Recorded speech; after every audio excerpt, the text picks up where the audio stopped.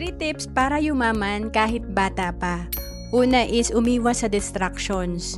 Ito yung alam mo marami talaga tayong nababalitaan ngayon na yumaman kahit 15 years old pa lang kasi talagang pinahalagahan nila yung oras nila at na-train sila ng kanilang mga magulang.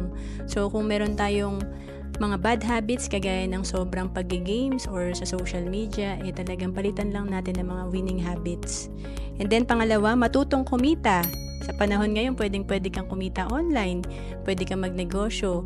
Importante nakaka-gain tayo ng experience. And then pangatlo, mag-aral about investing. Kagaya ng sa table natin. Halimbawa na lang kung 100 pesos per day lang ang naiipon mo or 3,000 pesos per month. And nagawa mo ma-invest ito, after 20 years, meron kang 2.9 million.